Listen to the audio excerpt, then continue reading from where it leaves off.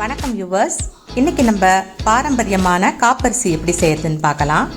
இதுக்கு நல்ல சிகப்பு புட்டரிசி 1/2 கிலோ அளவு எடுத்து க்ளீன் பண்ணி தண்ணியில் ஊற வச்சுக்கோங்க. குறைஞ்சது 2 மணி நேரமாவது ஊறணும். அப்போ தான் நல்லா ஊறி ஓரளவு சாப்பிட்ற பதத்துக்கு இருக்கும். இப்போ இந்த அரிசியை ஒரு வடிகட்டியில் ஈரம் வடிய விட்டுடலாம். தண்ணி ஃபுல்லாக எடுத்து இந்த வடிகட்டியில் நல்லா வெட்டிங்கன்னா தண்ணி ஃபுல்லாக வெளியே வந்துடும்.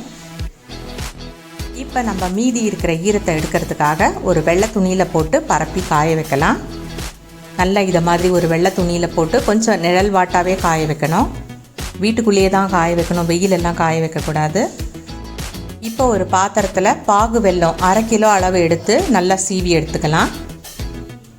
1 கப் அளவுக்கு தண்ணி சேர்த்து நல்லா இதை கொதிக்க விட்டுக்கலாம். நல்லா கொதிக்க ஆரம்பித்த உடனே தான் உங்களுக்கு அதில் இருக்கிற அழுக்கு, கல், மண் எல்லாமே வந்துடும். கொதிக்க விட்டு ஆற வச்சு அப்படியே நம்ம அதை நிறுத்தி வச்சுக்கலாம். இப்போ நம்ம வேறு எதுவும் அதை செய்ய வேண்டாம். இப்போ அப்படியே அதை வச்சுக்கலாம். இப்போ பாருங்கள், கொஞ்சம் நம்ம அதை கலர்ன உடனே ஓரளவு நல்லா கொதிச்சிரும். இப்போ அதை ஆஃப் பண்ணி வச்சுக்கலாம். ஒரு கொதி வந்த உடனே நிறுத்திடுங்க, அவ்வளோதான்.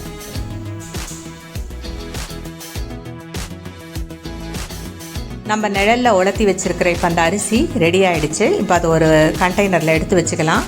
இப்போ அதை கொஞ்சம் கொஞ்சமாக நம்ம கடாயில் போட்டு வறுத்துக்கணும். ஒரு கடாயை பற்ற வச்சு கொஞ்சம் கொஞ்சமாக அரிசியை போட்டு நல்லா பொரிய விட்டுக்கலாம். எண்ணெயெல்லாம் எதுவும் சேர்க்க வேண்டாம், நல்லா ட்ரையாகவே பொரிய விட்டுக்கலாம். அந்த அரிசி நல்லா சூடு ஏறி பொரியிற பதம் வரும். உங்களுக்கு அதை பார்த்தாலே தெரியும், நல்லா பொரிஞ்சு வரும், வாசனையாகவும் இருக்கும்.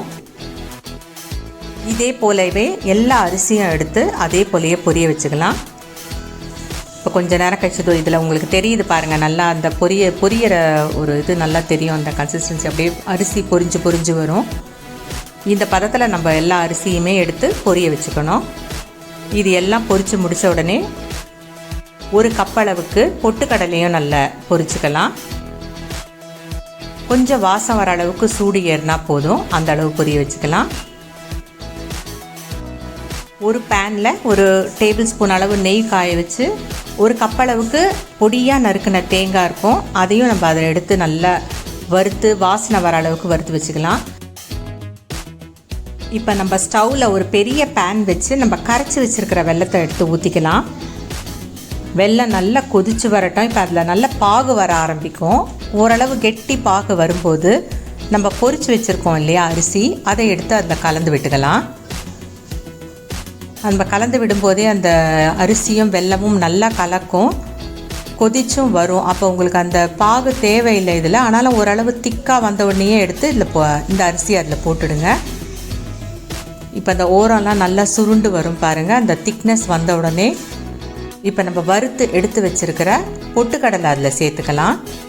அதே போல் நம்ம எடுத்து வச்சுருக்கிற தேங்காயும் அதில் சேர்த்துக்கலாம். கொஞ்சமாக நமக்கு தேவையான அளவு ஏலக்காய் பொடி வாசனைக்காக அதையும் சேர்த்துக்கோங்க.